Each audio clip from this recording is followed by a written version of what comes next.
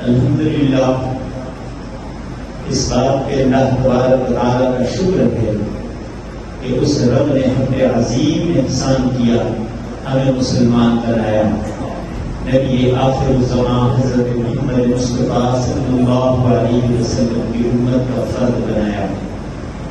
اگرچہ ہم پیدائشی مسلمان ہی ہیں، لیکن یہ اللہ کا خاص فضل ہے ہم پہ کہ اللہ نے ہمیں کرنے کی نسبت نصیب کر دی۔ یہ وہ اعزاز ہے جس کی حسرت ساری سابقہ امتیں کرتی رہی، لیکن اللہ تبارک و تعالیٰ نے ہمیں یہ اعزاز نصیب کیا۔ نسبت بڑی چیز ہوا کرتی ہے، نسبت بڑی چیز ہوا کرتی ہے۔ نسبت بندے کو اعلیٰ بھی کر دیتی ہے، نسبت بندے کو ادنا بھی کر دیتی ہے۔ اس کی ایک مثال قرآن کریم کا میراث بھی ہے، اس کی نسبت قرآن کے ساتھ جڑ گئی۔ عام کپڑا بھی ہو، عام کپڑا ہو، اور جیسے عام طور پہ ہوتا یہ ہے قرآن کریم کے میراث بچے ہوئے کپڑوں سے بنائے جاتے ہیں۔ وہ کپڑا کسی نے اپنے لیے جوڑا سلوا لیا، بچ گیا، اس سے قرآن کریم کا میراث بنا دیا۔ لیکن اپنے کپڑے جب میلے ہوں گے تو اسے اٹھا کے ایک جگہ پھینک دیا جائے گا، دھلنے کے لیے رکھ دیا جائے گا۔ لیکن قرآن کریم کا میراث جس کپڑے سے بنا ہے، کپڑا وہی ہے، اسی جگہ سے بنا ہے، اپنے ہی کپڑے اس کے ساتھ کے بنے ہوئے ہیں۔ لیکن جب قرآن کریم کے میراث کی باری آئے گی تو اسے ادب سے رکھا جائے گا۔ جس طرح قرآن کو چوما جاتا ہے، اسی طرح اس کپڑے کو بھی چوما جائے گا۔ دھونے کے بعد اس کے پانی کو ہم لوگ نالی میں جانے نہیں دیتے کہ یہ قرآن کے میراث کا کپڑا تھا، اس کا دھلنا ہے۔ یہ فرق کیا تھا؟ اس کی نسبت سے، چونکہ یہ قرآن کے ساتھ جڑ گیا تو اللہ نے اسے اعلیٰ کر دیا، ہمارے دلوں میں اس کی عظمت بیٹھ گئی۔ تو ہماری جو نسبت ہے نا، وہ نبی آخر الزمان صلی اللہ علیہ وسلم کے ساتھ ہے۔ اس نسبت نے ہمیں سابقہ امتوں سے افضل کر دیا۔ انسان وہ بھی تھے، انسان ہم بھی ہیں، سابقہ امتوں والے بھی انسان تھے، ان کے بھی پیغمبر تھے، وہ بھی ان پیغمبروں کے ماننے والے تھے، وہ بھی ان پیغمبروں کے ماننے والے تھے۔ لیکن ان کے پیغمبروں سے ہمارے پیغمبر کو اللہ نے اعلیٰ کر دیا۔ ہمارے پیغمبر صلی اللہ علیہ وسلم کو اللہ تبارک و تعالیٰ نے امام الانبیاء بنایا ہے۔ امام الانبیاء، تمام انبیاء کے امام بن گئے، سب سے اعلیٰ نسبت ہو گئی، اور ہمیں اللہ نے آپ صلی اللہ علیہ وسلم کے ساتھ جوڑ دیا، امت محمدیہ بنا دیا۔ امت محمدیہ اس نسبت کی وجہ سے تمام امتوں سے افضل ہے۔ اس پہ اللہ کا شکر ہے کہ اللہ نے ہمیں یہ نسبت نصیب کی۔ اب اس نسبت کا حق بھی ادا کرنا ہے، نسبت کا حق بھی ہے۔ حق کیا ہے کہ ہم آقا جہاں صلی اللہ علیہ وسلم کی تعلیمات جو آپ صلی اللہ علیہ وسلم ہمارے لیے لے کے آئے، اس پہ ہم عمل کرنا شروع کر دیں۔ ہمارا عمل اگر ان تعلیمات کے مطابق ہے تو ہم اس نسبت کا حق ادا کر رہے ہیں، اگر نہیں ہے تو ہم اس نسبت کا حق ادا نہیں کر رہے۔ یہ ہر ایک اتنا شعور رکھتا ہے۔ ہم اللہ کو بھی مانتے ہیں، اللہ کے رسول صلی اللہ علیہ وسلم کو بھی مانتے ہیں، دل و جان سے مانتے ہیں، لیکن نہ ہم اللہ کی مانتے ہیں، نہ اللہ کے رسول صلی اللہ علیہ وسلم کی مانتے ہیں۔ ہر شخص کو غور کرے نا، ہر شخص کو غور کرے، ہم کتنے اللہ کے حقوق کو مانتے ہیں، کتنوں کو چھوڑتے ہیں، کتنے نبی کریم صلی اللہ علیہ وسلم کے طریقے ہماری زندگی میں ہیں، کتنے طریقے ہماری زندگی میں نہیں ہیں۔ دعویٰ ہمارا عشق رسول کا ہے، عشق رسول سے ایک طرف پیچھے ہم ہٹتے نہیں ہیں، لیکن عشق کے جو تقاضے ہوتے ہیں ان میں سے کوئی بھی پورا نہیں۔ بات جب حکم کی آتی ہے تو پھر وہاں پہ ہمیں رسم و رواج بھی یاد آ جاتے ہیں، وہاں ہمیں خاندان و برادری بھی یاد آ جاتی ہے۔ ویسے ہی تو آقا تو جہاں صلی اللہ علیہ وسلم نے ارشاد فرما دیا نا، میری امت میں ایک وقت ایسا بھی آئے گا کہ ایک سنت پہ عمل کرنا 100 شہیدوں کے برابر ہوگا، 100 شہیدوں کے اجر کے برابر ایک سنت پہ عمل ہوگا. صحابہ تعجب سے کہا کتنا کیسا دور ہوگا. بعض نے تو یہاں تک کہا کہ وہ دور ہمیں مل جاتا. صحابہ تو اس دور میں جب نبی کریم صلی اللہ علیہ وسلم کا دور تھا کوئی بھی سنت نہیں چھوڑتے تھے. کوئی جس سنت کو دیکھتے تھے اس پہ عمل شروع کر دیتے تھے. انہوں نے اپنا چلنا پھرنا اٹھنا بیٹھنا کھانا پینا معاملات اپنے جو کوئی تھا کاروبار تجارت ملازمت ہر چیز کو سنت کے تابع کر دیا تھا. ہر چیز کو سنت کے تابع کر دیا تھا. ان کے لیے سنت پہ عمل مشکل نہیں تھا. انہوں نے تو اپنی چال بھی سنت والی بنا لی تھی, اپنی ڈھال بھی سنت والی بنا لی تھی, اپنا لباس بھی سنت والا کر دیا تھا, اپنا حلیہ بھی سنت والا کر دیا تھا. آج مسلمان کے دعوے بڑے بڑے ہیں لیکن نہ مسلمان کی چال سنت کے مطابق ہے, نہ ڈھال, نہ حلیہ, نہ شکل, نہ اس کے اعمال کچھ بھی سنت کے تابع نہیں ہے. سنت کے تابع کچھ نہیں ہے. تو پھر یہ دعوے میں کہاں تک سچا ہے؟ یہ اپنے دعوے میں کہاں تک سچا ہے؟ سچا تو تب ہو کہ جو کہہ رہا ہے اس پہ عمل بھی کر رہا ہو. جو کہہ رہا ہے اس پہ عمل بھی ہو. سنت سے دور دور تک کا واسطہ نہیں. اور نوبت تو یہاں تک آ گئی ہے. عام لوگوں کی بات کو درکنار جو مذہبی پیشوا ہیں وہ بھی سنت کے تابع نہیں ہیں. ان کے ماننے والے کیا پھر سنت پہ عمل کریں گے؟ ہمارے ہاں سنت کے بجائے ایک اور رواج اور ایک رسم چل گئی ہے. ہم نے ٹوپی وہ پہنی ہے جو ہمارے پیر صاحب پہنتے ہیں. ہم نے پگڑی وہ والی پہنی ہے, اس رنگ کی پہنی ہے جس رنگ کے ہمارے حضرت صاحب پہنتے ہیں, ہمارے پیر صاحب پہنتے ہیں. ہم نے کپڑوں کا ڈیزائن وہ بنانا ہے جو ہمارے حضرت صاحب کا ہوتا ہے. تو پھر یہاں پہ ان حضرت صاحب کی ذمہ داری بڑھ جاتی ہے. انہوں نے اپنے آپ کو مکمل سنت کے تابع کرنا ہے تاکہ جو لوگ ان کا اتباع کر رہے ہیں وہ تو سنت کے تابع ہو جائیں. لیکن انہوں نے اپنے اپنے رنگ بنائے ہوئے ہیں. کسی کا لال ہے, کسی کا پیلا ہے, کسی کا سفید ہے, کسی کا سبز ہے, کسی کا کتھئی ہے. ہر ایک کا اپنا رنگ ہے. کیا ہی حسرت والی بات ہے, کیا ہی خوب ہوتا کہ یہ رنگ برنگی کے بجائے سب یک رنگ ہوتے اور وہ یک رنگی سنت کے تابع ہوتی, سنت کے مطابق ہوتا. تو یقین کیجیے اس دنیا کا نقشہ یہ نہ ہوتا, کچھ اور ہوتا. جب وہ یک رنگ تھے تو جس طرح رخ کرتے تھے کفار ہتھیار ڈال دیا کرتے تھے. لیکن دیواروں کے ساتھ مقابلہ ناممکن ہے, اس لیے کہ یہ تو صرف اللہ کے لیے لڑتے ہیں. یہ صرف اللہ کے لیے لڑتے ہیں. ان کا اٹھنا بیٹھنا کھانا پینا سوچنا سمجھنا چلنا پھرنا لڑنا سب اللہ کے لیے ہے. سیدنا علی رضی اللہ تعالیٰ عنہ ایک جنگ میں چونکہ دو بدو جنگ ہوا کرتی تھی, آمنے سامنے لڑائیاں ہوا کرتی تھی. ایسے تو نہیں ہوتا تھا کہ یہاں پہ بیٹھ کے بٹن دبایا اور میزائل کہیں چل گیا, یا ایک آج کل ہم ایک اور جنگ لڑ رہے ہیں, سوشل میڈیا کی جنگ ہے. ایک بڑی عجیب سی بات ہے. یقین کیجیے دکھ ہوتا ہے دیکھ کے پڑھ کے. جنگ کو مذاق سمجھتے ہیں, سب مذاق اڑاتے ہیں, جنگ کا مذاق اڑا رہے ہیں. مذاق اس لیے اڑا رہے ہیں کہ جنگیں دیکھی نہیں ہیں. جنگیں دیکھی نہیں ہیں. جنہوں نے جنگیں دیکھی ہوتی ہیں نا ان سے پوچھو جنگ کیا ہوتی ہے. جنگ ایک سوشل میڈیا کے اسکالروں کی بات نہیں ہے. ان کا کام ہے کہ راتوں کو بیٹھ کے سارے لوگ کیا کہوں, میں تھوڑے میں دوسری طرف نکل جاؤں گا. میں بھی پھر جب کہنے پہ آتا ہوں سب کچھ کہہ گزرتا ہوں. بات یہ ہے جنگ مذاق نہیں ہوا کرتی. جنگ مذاق نہیں ہوا کرتی. جنگ میں قوموں کو لڑنا پڑتا ہے, قوموں کو ایک ہونا پڑتا ہے, اپنے اندر غیرت ایمانی پیدا کرنی ہوتی ہے. جنگ غیرت ایمانی والوں کا کام ہے, ہجڑوں کا کام نہیں ہے, نہ زنانوں کا کام ہے, یہ مردوں کا کام ہے.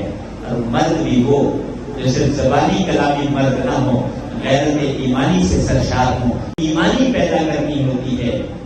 جنگ غیرت ایمانی والوں کا کام ہے, ہجڑوں کا کام نہیں ہے, نہ زنانوں کا کام ہے, یہ مردوں کا کام ہے. اور مرد بھی وہ جو صرف زبانی کلامی مرد نہ ہو، غیرت ایمانی سے سرشار ہوں، یہ جب ان کا کام ہوا کرتا ہے۔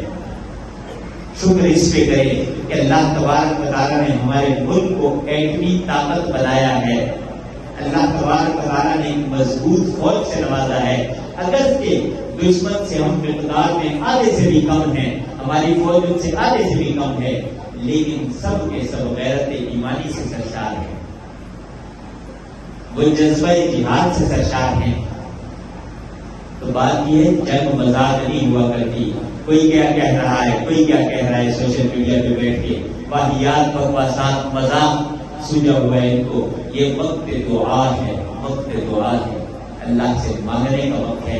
اے پروردگار ہم پہ رحم فرما، ہم پہ جنگ مسلط نہ ہو، ہم پہ جنگ مسلط نہ ہو، اس لیے جو 65 والے غیرت ایمانی والے پاکستانی نہیں ہیں، 65 والے لوگ موجود نہیں ہیں، آج ہم جیسے ہیں، ہم نے کیا جنگیں لڑنی ہیں؟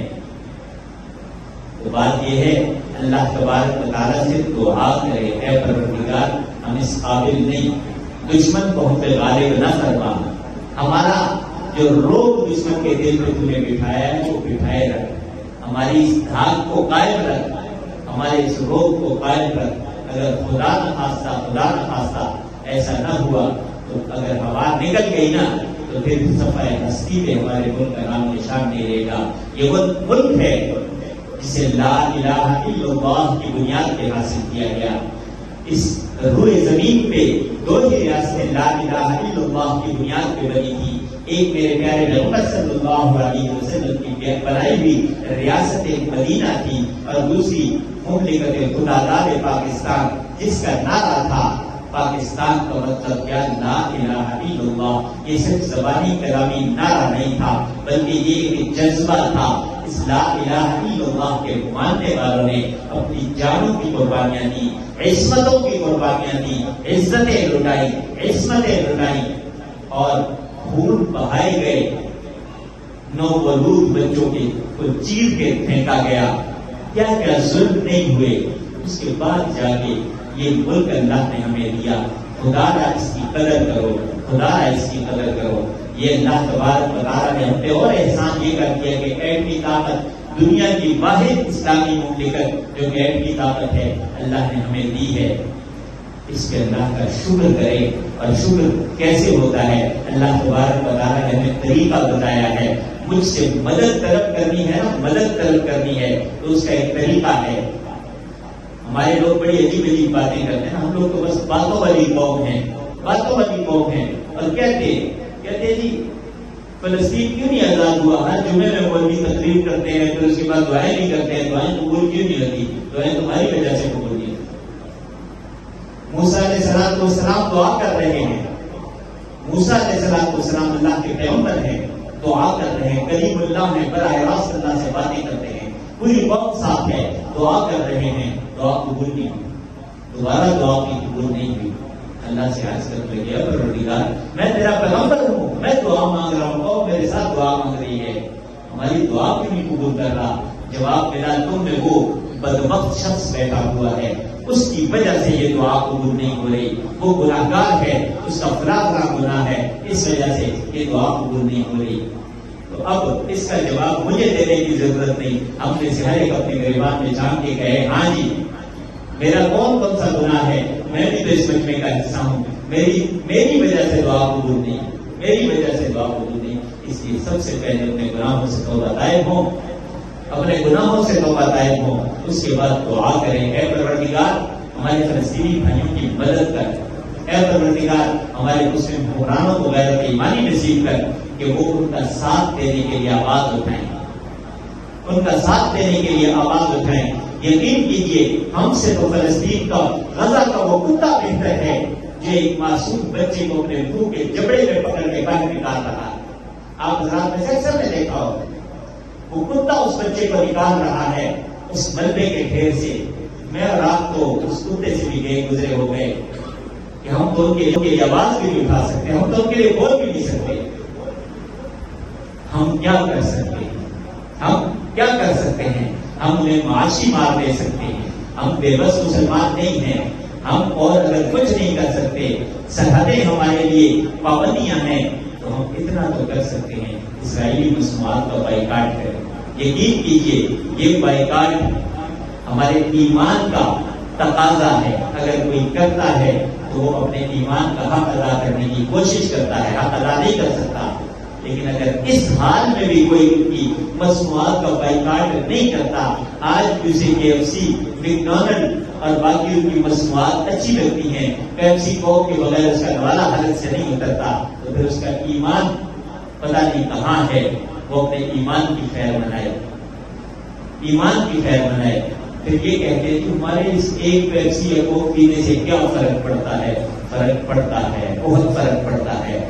قطرہ قطرہ مل کے سمندر بنتا ہے۔ اگر ہم ایک قوم بن کے، اس وقت ہمیں قوم بننے کی ضرورت ہے۔ ہم ہجوم ہیں، قوم نہیں ہیں۔ ہم ایک بھیڑ ضرور ہیں، ہم قوم نہیں ہیں۔ قوم وہ ہوتی ہے جو ایک آواز کو اٹھنے والی ہو، بھیڑ وہ ہوتی ہے جو تماشبین ہو۔ ہم تماشبین ہیں۔ ذرا آپ گلی میں کھڑے ہو کے صرف اوپر کی طرف دیکھیں سے 50 بندے کھڑے ہوتے ہیں کہ کیا ہو گیا، کیا ہو گیا، اس دیکھنے کے لیے 50 بندہ اکٹھا ہو جائے گا ایک منٹ کہ کیا ہو گیا، یہ اوپر کیوں دیکھ رہے ہو، اوپر کیا چیز ہے؟ کیوں ہم تماشبین ہیں، تماشا دیکھنے کے شوقین ہیں، لیکن ہم قوم نہیں ہیں۔ ایک نقطے پہ جمع نہیں ہو سکتے، ایک نقطے پہ جمع نہیں ہو سکتے۔ ایک نقطے پہ جمع ہونے کے لیے ایمان کا ہونا ضروری ہے جو ہمارا کمزور ہو چکا ہے۔ اس لیے یہاں سے ابتدا کریں۔ آج تحیہ کر لیں، یا اب تک بدتی ہوئی نہیں کر سکے تو آج سے تحیہ ہے، آج سے پکا وعدہ ہے کہ ہم غیر معیاری چیز استعمال کریں گے، لیکن اسرائیلی مصنوعات کا بائیکاٹ کریں گے، ہم ان کو معاشی مار دیں گے۔ ان کے معاونین کا جو یہی سنت طریقہ ہے، نبی کریم صلی اللہ علیہ وسلم نے ایسا ہی فرمایا۔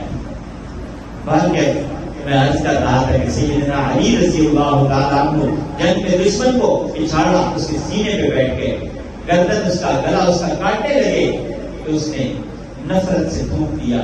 سیدنا علی رضی اللہ تعالیٰ سے چھوڑ کے اٹھ کے بیٹھ گئے، کہا اب تک تو میں اللہ کے لیے اسے مار رہا تھا، اب اگر اسے ماروں گا تو اس میں میری منشا بھی شامل ہو جائے گی، اپنی دشمنی بھی شامل ہو جائے گی ذاتی، تو میں وہ کام نہیں کر سکتا جو میں صرف اللہ کے لیے کرنا چاہتا ہوں، اس میں کسی اور کو شامل نہیں کر سکتا۔ تو اللہ تبارک تعالیٰ ہمیں بھی یہ جذبہ نصیب فرمائے، یہ جذبہ نصیب فرمائے۔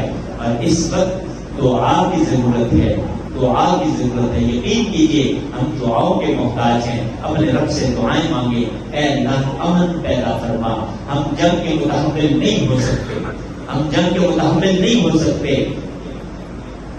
جنگوں کے بعد کے جو حالات ہوتے ہیں، جن لوگوں نے افغانستان کو گہرائی سے دیکھا ہے، جن لوگوں نے فلسطین کو دیکھا ہے، جنہوں نے لبنان کو دیکھا ہے، جن کے سامنے عراق کی جنگ ہے، ان سے کچھ پوشیدہ نہیں۔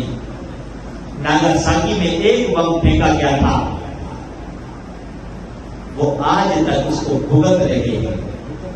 لیکن اگر خدا نہ خواستہ ہم پہ اس وقت جنگ کو مسلط ہو گئی تو ہم اسے ساری زندگی اس کا اظہار نہیں کر سکیں گے، ساری زندگی اظہار نہیں کر سکیں گے۔ اور جو لوگ یہ مذاقیں بناتے ہیں نا کہ انڈیا میں فلاں جگہ ملیں گے اور فلاں جگہ فلاں چیز میری ہوگی، تو یہ تمہیں مذاق لگ رہا ہے، یہ جنگ ہے، جنگ۔